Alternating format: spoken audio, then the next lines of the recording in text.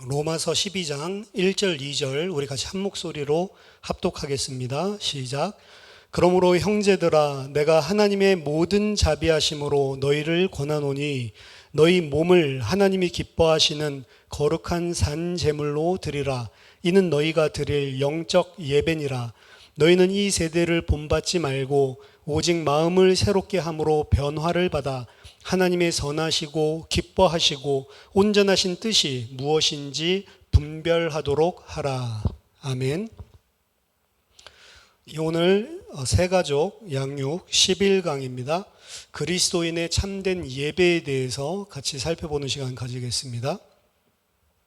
구원받은 하나님의 백성은 당연히 하나님께서 은혜로 우리를 구원하셨기 때문에 그 하나님께 감사와 찬송의 예배를 드릴 수밖에 없는 것입니다. 현장에서 전도하다 보면 교회 다니다가 낙심했던 사람들도 많이 만나고 또 종교를 뭔가 가지고 싶어 하지만 뭔가 자기 자신의 삶에 얽매여 있기 때문에 사실은 어떤 종교를 가지거나 또 뭐 예수 믿거나 교회 나가거나 이런 것들을 하지 못하고 있는 사람들을 만나는데 이 사람들에게 예수 믿으라고 이야기를 하면 항상 물어보는 게 있습니다. 그럼 오늘 내가 예수 믿는다고 하면 그럼 꼭 예배에 나가야 됩니까? 라고 물어봅니다. 그럼 이제 전 옛날에는 예배 드리러 꼭 나가지 않아도 괜찮습니다. 예수 믿으면 구원받습니다. 라고 이야기를 했는데요. 사실은 우리가 진짜 구원받은 게 맞다면 진짜 하나님께서 나를 구원하셨다라는 사실이 믿어지고 성령이 내 안에 찾아오셨다면 교회 가야 됩니까? 안 가야 됩니까? 교회 다닐 시간이 없는데요. 이런 이야기를 할 수가 없습니다, 사실은. 당연히 구원받는 게 무엇인지 진짜로 믿어지고 성령으로 거듭나서 예수를 믿고 하나님의 백성이 된 사람이라면 당연히 그 구원받은 하나님께 감사해서 예배를 드릴 수밖에 없는 것입니다. 성경은 하나님께서 그의 백성을 구원하신 것은 하나님이 찬양과 참된 찬양과 경배를 받으시기 위함이다 라고 기록을 하고 있습니다. 하나님이 하나님의 백성을 그냥 창조한 것이 아니고 내 백성이 나를 찬양하기 위해서 찬송하게 하기 위해서 내가 그들을 세웠다라고 이야기를 합니다. 하지만 중요한 것은 예배를 드리러 교회에 나와서 예배 각종 공예배들 있죠. 예배 드리러 왔다라고 해서 예배를 잘 드리고 내가 봤을 때는 잘 드렸는데 잘 드렸다라고 해서 무조건 그게 하나님 기뻐 받으신 예배냐? 그렇지가 않습니다. 성경에서는 예배 드리고 실패한 사람들의 기록들을 많이 보여주고 있습니다. 사실은 첫사람 아담과 하와 이야기부터가 사실은 예배에 대한 이야기예요. 본질적으로 첫사람 아담의 죄는 예배에 실패한 것입니다. 하나님께서는 창세기 1장 2장에 천지를 창조하시는 장면을 보여주죠. 특별히 창세기 1장에 나와 있는 창조 이야기의 마무리 창세기 2장 1절에서 2장 3절에 나와 있는 안식일 날을 그리고 있는데요. 모든 창조를 하신 목적이 사실은 만물이 그리고 만인이 하나님을 찬양하고 예배하기 위한 것입니다. 그냥 안식해라 쉬어라 이게 아니고 그 하나님께 감사하고 그 하나님께 영광 돌리고 그 하나님을 찬양하고 그게 사실은 안식의 의미거든요. 모든 것들이 하나님께서 지으시고 하나님이 창조주이시고 하나님이 만왕의 왕이시기 때문에 그 사실을 모든 자들 모든 만물이 다 찬양하고 영광 돌리는 것 하나님의 뜻대로 그대로 질서 운행을 하고 있는 것 사실은 그게 모든 만물과 그리고 만인의 목적입니다. 그래서 아담과 하와를 처음 만드시는 장면에서도 선악과에 대한 명령을 주시는 겁니다. 선악과의 명령, 선악을 알게 하는 나무의 실과를 먹지 말라라고 이야기하는 것, 그 명령 자체가 사실은 본질적으로 예배다라고 이야기를 합니다. 그래서 그거를 신약에서 이야기하고 있는 예수님의 성만찬과 비유하는 학자들도 많고요. 신학적으로 선악과 하나님의 명령을 지키는 것 그거 자체를 그냥 단순하게 하나님 말씀했으니까 지킨다 이렇게 보지 않고 그 선악과가 보여주는 것 자체가 예배다라고 이야기를 하는 거예요. 그래서 예배가 물론 우리가 뭐 찬송하고 뭐 기도하고 이런 형식을 따라서 예배를 하지만 진짜 예배는 하나님이 은혜로 없었던 존재인 우리와 만물을 있음으로 창조해 주셨고 존재케 하셨고, 그리고 특별히 인간은 그 하나님이 지으신 모든 만물을 하나님 대신해서 대리 통치권자로 왕으로 다스릴 수 있는 권세와 영광을 하나님께서 은혜로 허락해 주셨죠.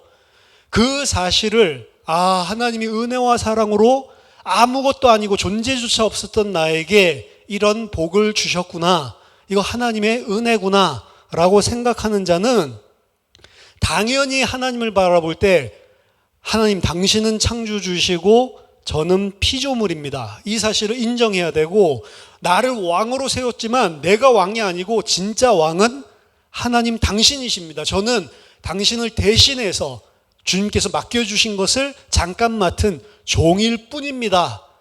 하나님의 말씀하시면 그 말씀에 무조건적으로 순종해야 하는 것입니다. 그게 사실은 예배란 말이에요. 우리가 예배를 드리러 왔는데도 불구하고 나의 피조물됨과 하나님의 왕되심과 주인되심과 그리고 하나님의 말씀에 대한 순종과 이런 것들 전혀 하지 않고 예배에 있는 형식들을 잘 따라 했다, 그건 예배랑은 전혀 상관이 없는 거죠. 반대로 내가 특별한 예배 시간을 이렇게 공예배 같이 만들어서 하지 않는다 할지라도 삶 속에서도 하나님의 주되심과 창조주 되심과 나는 하나님의 백성이고 종이고 하나님 하시는 모든 일에 순종해야 되는 종이다, 나는 하나님의 은혜를 받은 자다, 이것 때문에 감사하고 감격하고 하나님 앞에서 사는 삶, 이 삶을 살고 있으면 그 삶 자체도 사실은 예배란 말이에요. 예배라고 하는 것을 공예배, 사실은 이건 뭐 예배를 시간과 장소를 정해놓고 우리들이 드리는 거 공예배라고 하는데, 이런 공예배뿐만이 아니고 그리고 집에서 나 혼자 예배 시간을 만들어서 개인적으로 드리는 예배, 이것만 예배가 아니고 예배해야겠다 말아야겠다 이게 아니고 모든 삶 속에 하나님의 창조주 되심과 나의 피조물이지만 하나님이 나를 은혜 주시고 사랑해 주셔서 하나님의 영광을 그대로 소유한 하나님의 백성으로 삼아 주신 것, 그렇기 때문에 당연히 하나님께 감사하고 그리고 그 하나님 앞에 종으로 그 말씀에 순종하면서 사는 것이 예배란 말이에요. 그래서 선악과 명령을 그냥 율법, 계명 하나 준 게 아니고 선악과의 명령을 지키고 선악과를 바라볼 때마다 하나님을 예배하는 거다라고 이야기를 하는 거란 말이죠. 이런 의미에서 아담의 범죄는 사실은 모든 문제를 다 가지고 왔는데, 아담의 범죄의 본질은 하나님을 예배하지 않은 거예요. 예배에 실패한 것입니다. 따라서 인간이 가지고 있는 문제다라고 하면 다르게 죄의 문제다라고도 이야기를 할 수 있지만, 예배에 실패한 것이 인간의 문제다라고 이야기할 수도 있는 겁니다. 그만큼 사실은 중요한 것이죠. 아담 이야기가 끝나고 바로 나오는 에피소드가 가인과 아벨 이야기인데, 이것 또한 예배에 대한 이야기입니다. 그래서 창세기 3장 이야기와 창세기 4장의 이야기는, 창세기 3장은 아담과 하와 첫 인간이죠. 첫 하나님이 지으신 커플이죠. 이 사람들의 문제에 대해서 이야기하고 있고, 그 이후에 태어난 가인과 아벨, 이제 타락 이후에 태어난 가인과 아벨의 문제를 통해 타락한 인간의 문제가 무엇인지를 보여주는데, 이 가인과 아벨의 사건을 통해서 보여주는 것 또한 뭐의 문제예요? 예배의 문제란 말이에요. 죄랑 예배랑 다 있는 겁니다. 사실은 죄는 하나님을 피조물로서 예배하지 않는 게 사실은 죄예요. 피조물은 당연히 하나님께 감사하고 영광 돌려야 되는데, 그리고 순종해야 되는데, 그렇지 않은 게 죄의 본질이란 말이죠. 그래서 하나님을 예배하는 자가 하나님의 자리에 앉게 되는 것, 그게 죄의 본질입니다. 가인 또한 예배를 안 드린 게 아니죠. 예배 드리는 행위는 정확하게 했습니다. 어떻게 보면 정성스럽게 했을 수도 있습니다. 하지만 하나님은 가인과 그리고 그의 예물을 분명히 받지 않았다라고 이야기를 했고요. 그 예배를 받지 않은 이유가 이후에 가인의 행실을 통해서 드러나는 거예요. 하나님은 네가 안색이 변하면 어찌미냐라고 이야기를 하죠. 네가 분하해서 안색이 변한 게 도대체 무슨 이유냐? 죄는 너를 다스리려고 하지만 너는 계속해서 선을 행해라 라고 말씀하셨으면 가인은 네, 맞죠. 하나님이 내 예배 안 받으신 것 거기에 다 이유가 있겠죠. 하나님께서 예배 안 받으시는 것 그러면 하나님 예배 안 받으시기 때문에 피조물인 가인이 예배를 안 드릴 겁니까? 받지도 않으니까 나 안 드려. 그게 벌써 틀렸다는 거예요. 하나님이 무엇을 하시든지 간에 순종해야 되는 겁니다. 왜? 하나님은 절대적인 창조주고 나는 그가 없으면 아예 존재조차 할 수 없는 피조물, 아무것도 아닌 존재이기 때문에. 그래서 하나님께서 찾아오셔서 말씀 주셨는데도 불구하고 또 그 말씀에 순종하지 않죠. 그래서 자기 아우를 죽여버리고 그걸로 끝나는 게 아닙니다. 이 한 번의 예배 실패가 사실은 아우 죽이는 데서 끝나지 않고 가인과 그리고 가인의 후손들까지도 전부 다 실패하고 저주받는 장면을 보여주고 있습니다.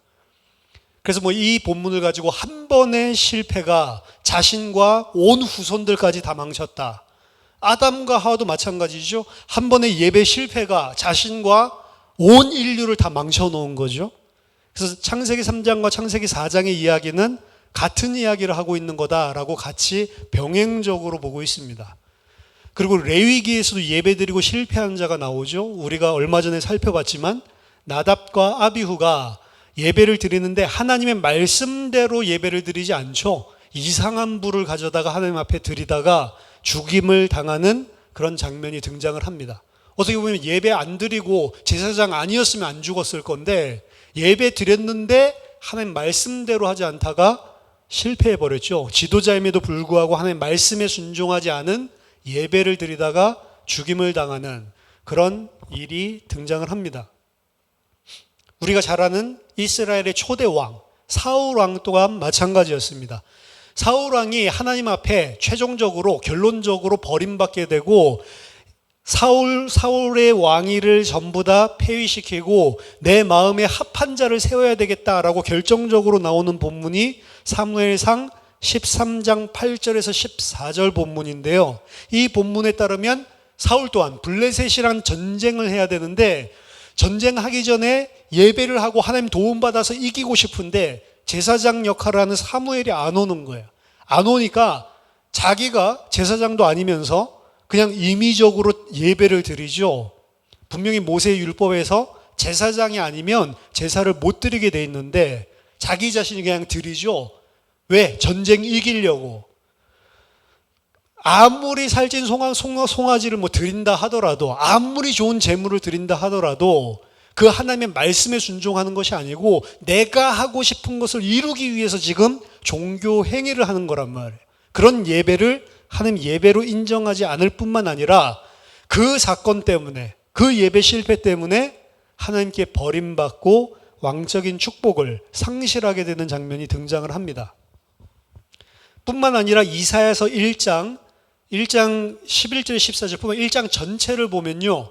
이스라엘 백성이 예배 실패하는 장면을 보여주는데 여기서도 이스라엘 백성이 예배 안 드린 게 아니에요. 분명히 성전에 찾아와서 자기 자신들이 재물을 가지고 와서 예배를 드렸는데도 불구하고 그들은 참된 예배에 실패했기 때문에 이사야서 1장은 그들을 보고 하나님 뭐라고 해요? 너희들이 쓸데없이 내 마당만 밟고 가는 자다라고 선언해 버립니다. 따라서 그들은 예배를 드렸지만 참된 예배에 실패했기 때문에 하나님의 진노를 받게 되는, 도리어 하나님의 심판을 받게 되는 그런 상황에 놓이게 된 거죠. 이들은 모두 행위로는, 행동으로는 예배를 드렸지만 잘못된 예배를 드렸기 때문에 실패했던 자들의 이야기입니다. 이게 옛날의 이야기만 아니고 오늘날도 마찬가지예요. 예배를 드리는데 예배가 하나님께서 받아주시는 예배가 아니라 다른 많은 종교들 중에 하나처럼 종교 행위로 그냥 드리는 예배가 되어버릴 수가 있다. 사실은 오늘 이 예배 실패한 사람들 이야기만 우리가 꼼꼼히 묵상을 해봐도 진짜 예배가 무엇이고 그리고 이들이 왜 예배에 실패했는지 그리고 오늘날에도 얼마나 많은 사람들이 예배에 실패하고 있는지를 보여준다라고 할 수 있습니다. 예를 들면 저도 어렸을 때부터 이제 기독교 집안에서 할아버지가 목사님이시고 3대째 이렇게 하고 할아버지, 삼촌, 이모부, 고모부 다 목사 집안이니까 그 속에서 자라면서 당연히 기독교 문화 속에서 자라왔고 당연히 예배 드리는 거로. 제가 언제 한번 말씀드렸죠? 주일 예배를 빠뜨려 먹은 게 내 인생에 있어서 딱 한 번밖에 기억이 안 난다고. 대학교 때.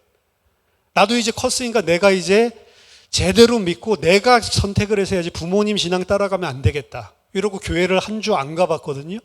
안 가보니까 뭐가 두려움이 밀려요, 당장. 아, 이거 예배 안 드리고 이렇게 가만히 있다가 이 벼락 맞고 죽는 거 아닌가? 마틴 루터 친구도 벼락 맞고 죽었다던데 막 이런 거 막 생각나고 이 예배를 안 드리니까 두려워서 내가 스스로 결정해서 믿고 제대로 된 내가 진짜로 믿는 종교, 내가 진짜 믿는 신앙 그걸 가지는 게 맞다. 부모님 따라하는 거 아니다. 맞지만 교회 안 나가고는 못 살겠다. 왜? 두렵더라니까요. 많은 이단 종교에 빠졌던 사람들도 이단 종교 빠지고 나와서 가장 두려워하는 게 뭐냐? 이제 내가 거기서 빠져나왔으니까 거기서 이야기했었던 저주, 거기서 이야기했던 재앙 이런 것들이 임하면 어떻게 하나? 이렇게 막 시달리는 사람들이 상당히 많습니다. 그래서 어떤 사람은 예수 믿었는데도 불구하고 그 전에 섬기고 있었던 신주단지 같은 거 있잖아요. 30년 동안 못 버리는 사람도 있어요. 만약에 그거 버리면 무슨 재앙이 임할까 봐. 그게 사실은 인간의 종교성이고 기독교인들이 하나님 앞에 예배 드릴 때에도 그런 종교성을 가지고 드리는 예배가 다분히 많단 말이에요. 그래서 예배 잘 드리면 복 받을 것 같고 예배 못 드리면 저주 받을 것 같고. 근데 사실은 그거는 전부 다 나의 유익을 위한 예배이기 때문에 아예 동기 자체가 벌써부터 본질적으로 틀린 것입니다. 마치 사울이 전쟁 이기기 위해서 조급해가지고 예배 드리는 거랑 다름이 없는 거죠. 그런 식으로 예배를 실패한 사람들이 많이 있단 말이에요. 그 예배를 안 갔는데도 나는 그런 종교적인 예배 믿지 않기 때문에 내 삶이 예배야. 그렇기 때문에 나는 공예배 같은 거 안 가도 내가 어디 있어도 예배지. 이렇게 편한 것도 문제지만 그 편한 것도 이상한 편함이죠. 구원 받았는데 당연히 하나님께 예배하러 가야 되는데 그거 안 가는데 너무 편하다. 이것도 사실은 문제지만 그것도 자기중심적인 생각이지만 예배 드리러 갔다 안 드리러 갔다 그 행위 때문에 저주받을까 봐 재앙받을까 봐 두려워하고 그게 예배의 동기에 섞여 있다라고 하는 것도 사실은 잘못된 것입니다. 그 올바른 예배는 어떤 것입니까? 하나님께서 기쁘시게 받으시는 예배는 영과 진리로 드리는 예배입니다. 요한복음 4장 24절에 나오죠. 영과 진리로 예배드린다. 영은 성령을 이야기하는 거고 그리고 진리는 진리의 말씀을 이야기하는 겁니다. 따라서 예배는 성령으로 예배를 드려야 된다. 이야기하는 두 가지, 성령으로 드려야 되고 말씀으로 드려야 된다라고 이야기를 하는 겁니다. 성령으로 예배 드려야 된다. 가장 근본적으로 성령으로 거듭난 자만 예배 드릴 수 있어요. 말하자면 구원받은 자만 예배 드릴 수 있고 구원받은 자의 예배만 하나님은 받으십니다.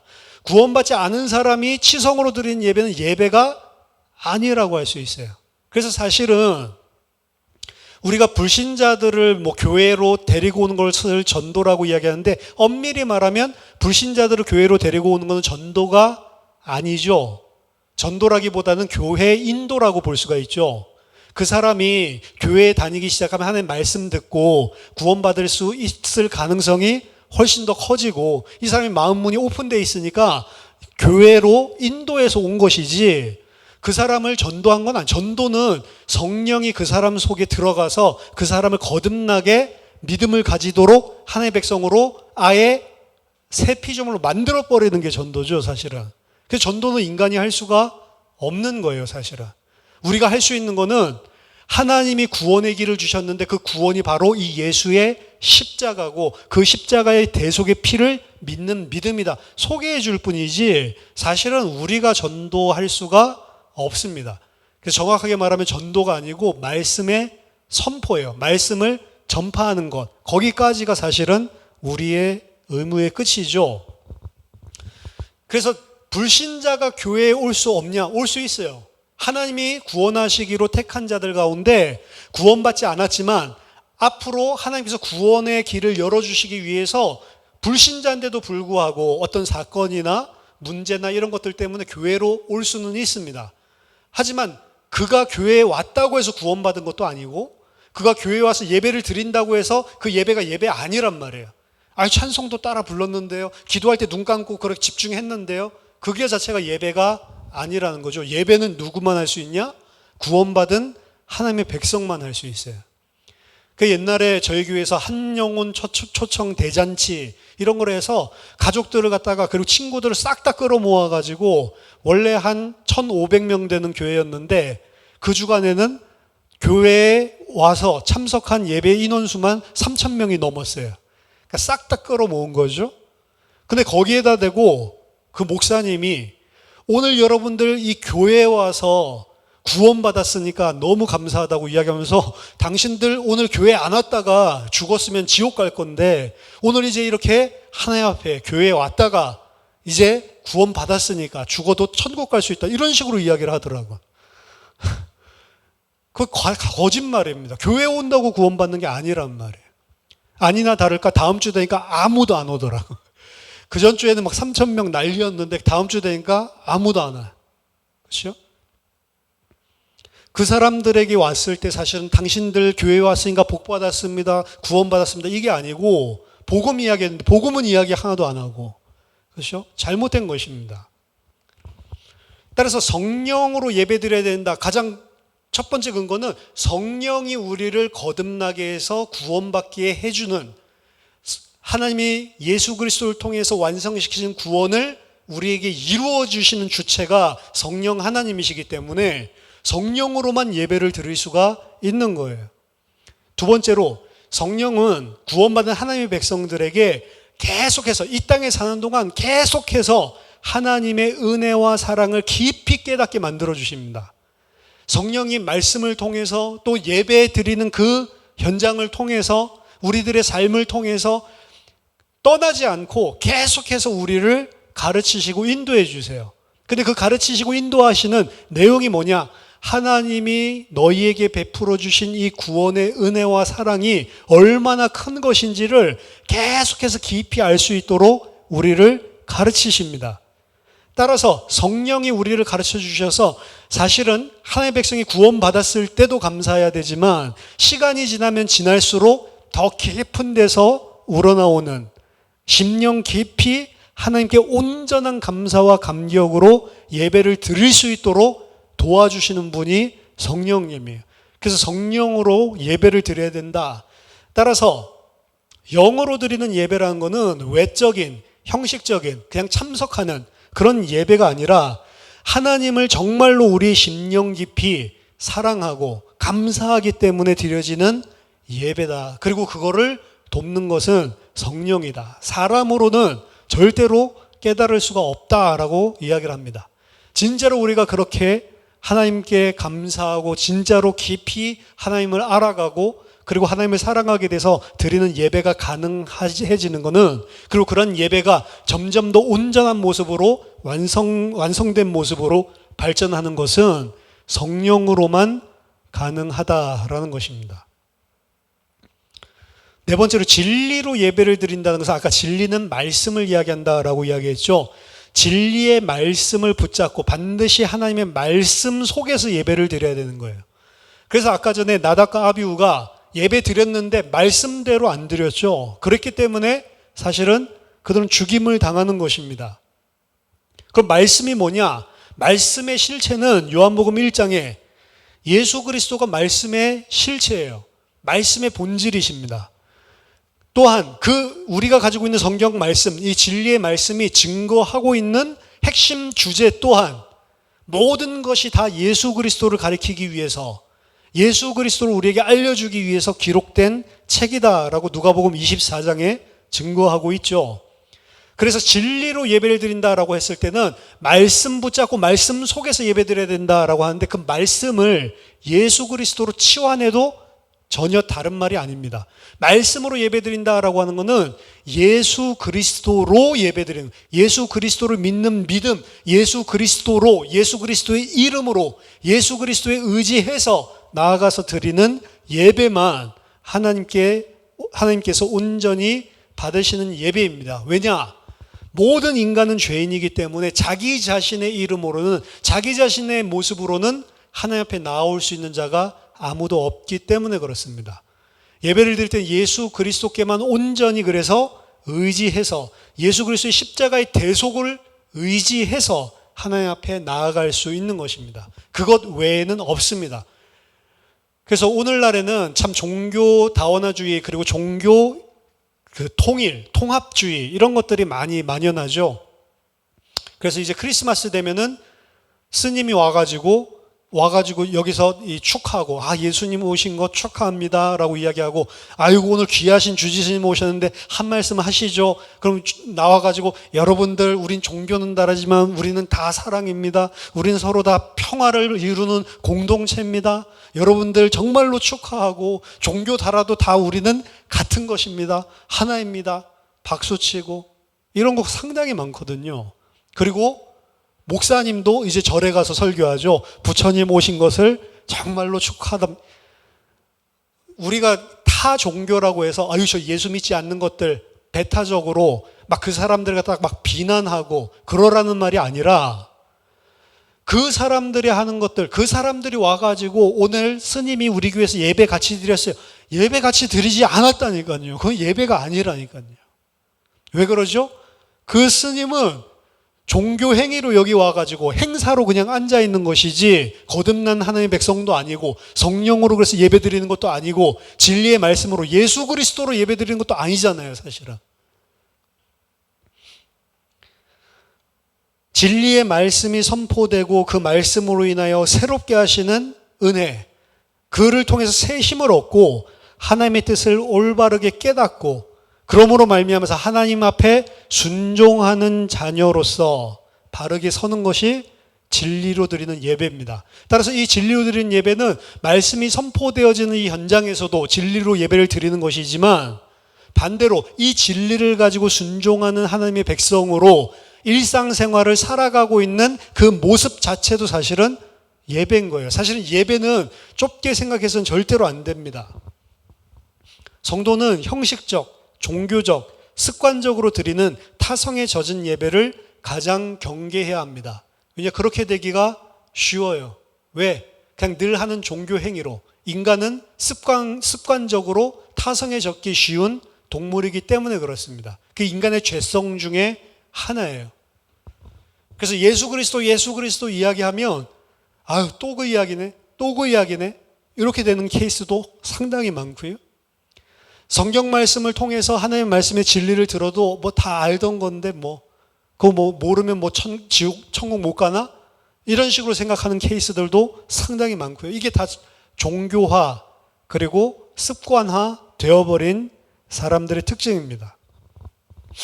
특히 주일 예배 그리고 공예배를 통해서 하나님께 온전한 예배를 드리고 한 주간 동안 삶 속에서 승리할 수 있는 은혜와 새 힘을 얻고 하나님의 말씀을 바르게 이해하는 것은 굉장히 중요합니다. 어떻게 보면 의무라기보다는 하나님의 백성만이 이 땅에서 살아가면서 승리할 수 있는 특권으로 하나님이 공예배를 하신 것이다. 공동체들이 예배를 통해서.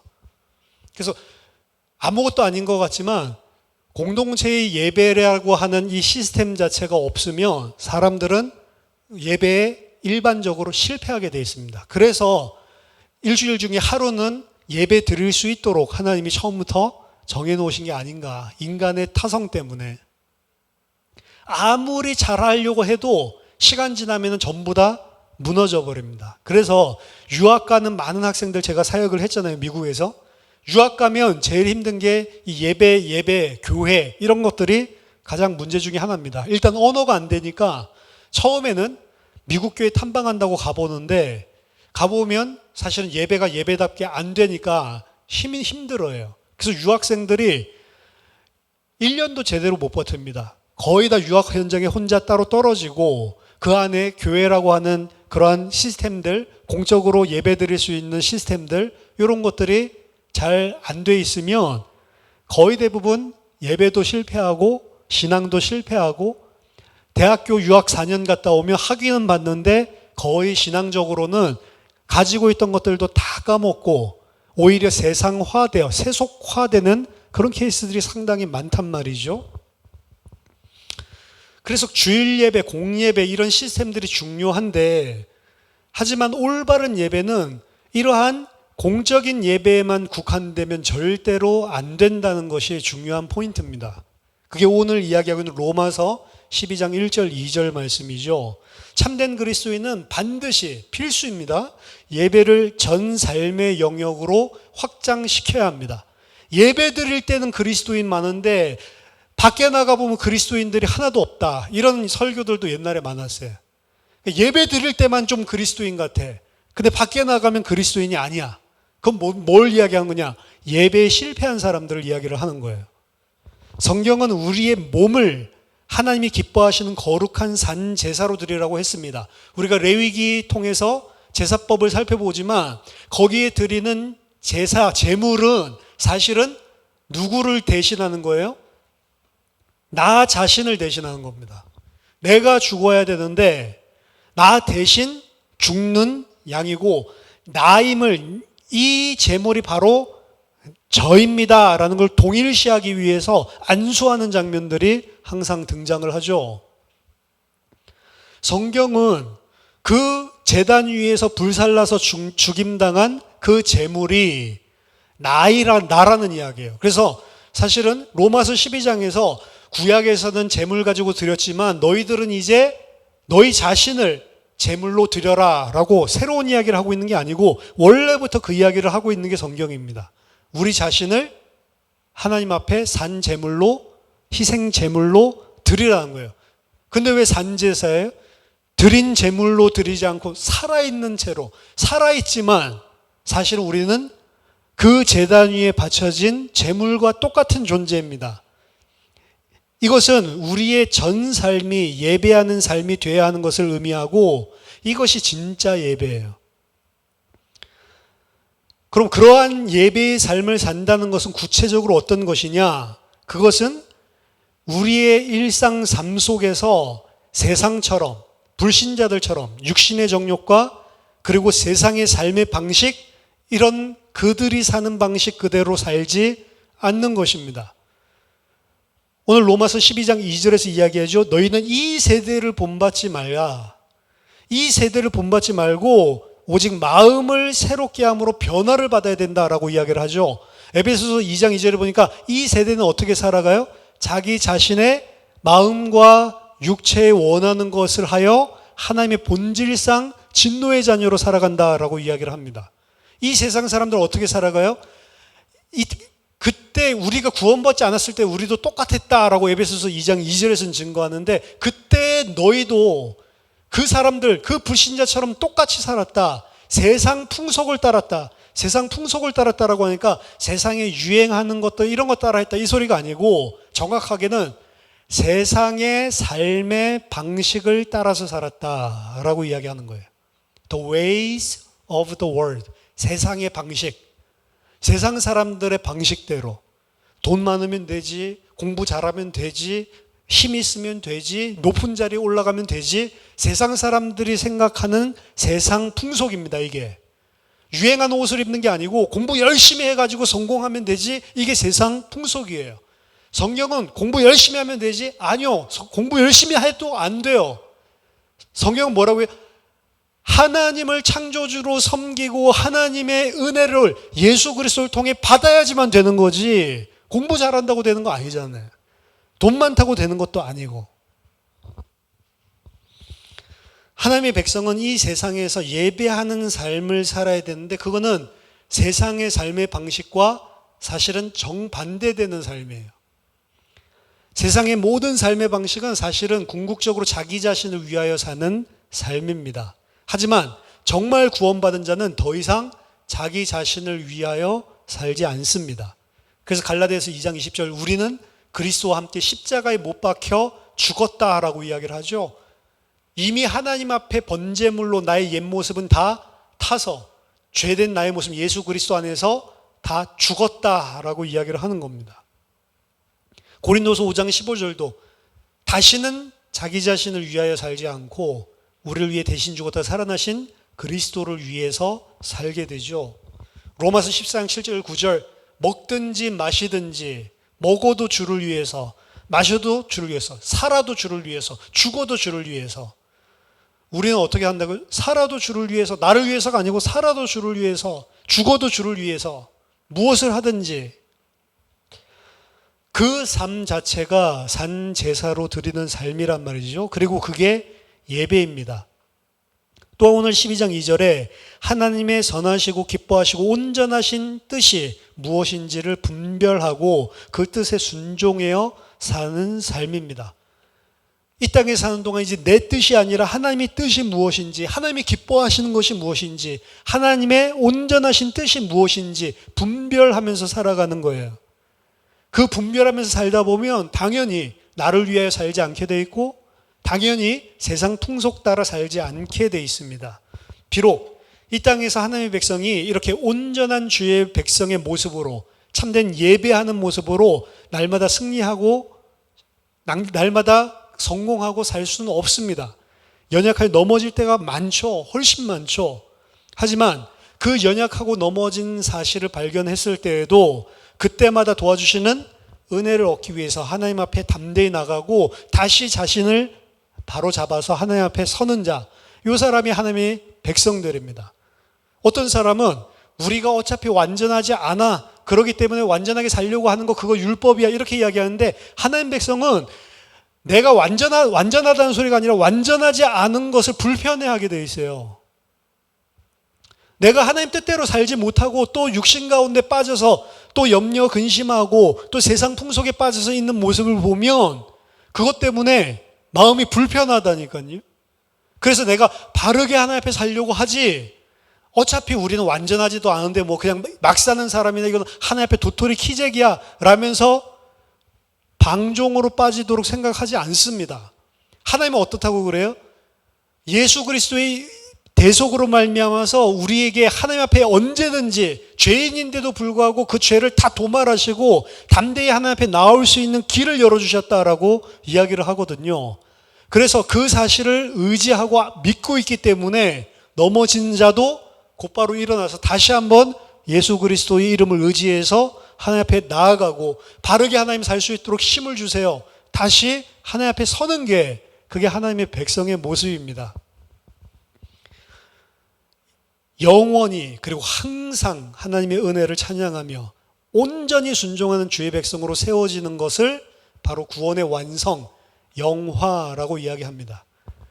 사실은 하나님이 구원받은 하나님의 백성을 바로 하나님 나라에 데리고 가는 게 아니고 이 땅에 사는 우리의 모든 인생들을 통해서 영원히 하나님을 찬송할 수밖에 없는 자로 만들어 나가는 과정들을 하시는 거예요.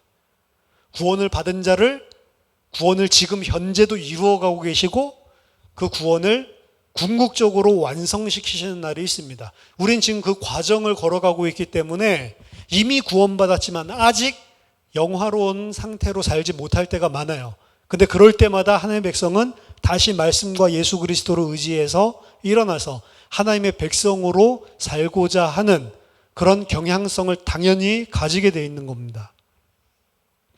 그래서 그 예배라고 하는 것은 우리가 공예배 드리는 이 시간뿐만이 아니라 우리의 전 삶의 영역으로 확대돼야 되고 진짜 그리스도인의 예배는 우리의 일상 삶을 통해서 나타나는 것입니다.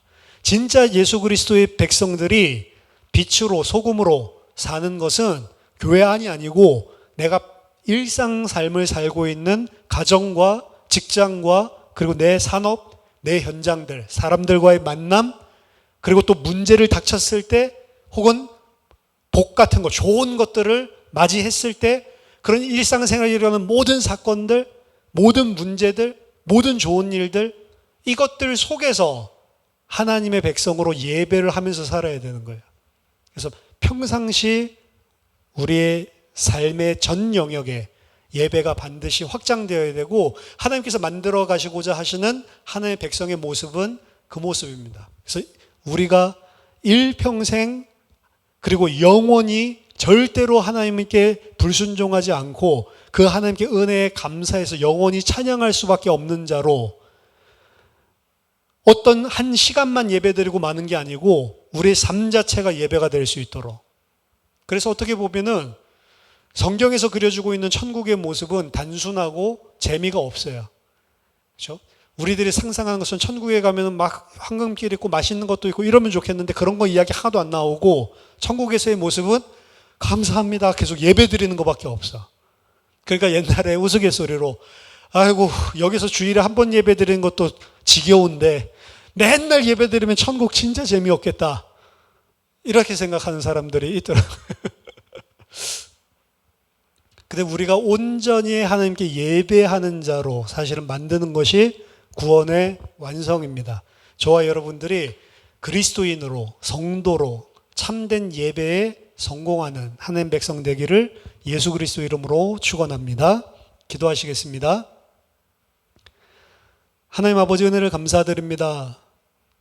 저에게 이 시간 예수 그리스도 안에 있는 하나님의 은혜와 사랑을 더욱더 깊이 알게 하시고 하나님 그것이 우리들의 전 삶의 영역으로 확대되어져서 모든 삶 속에 매 순간 매분 매 초마다 정말 그리스도와 동행하고 그리스도인으로 예배에 승리하는 삶을 살 수 있도록 저희들을 도와주시옵소서.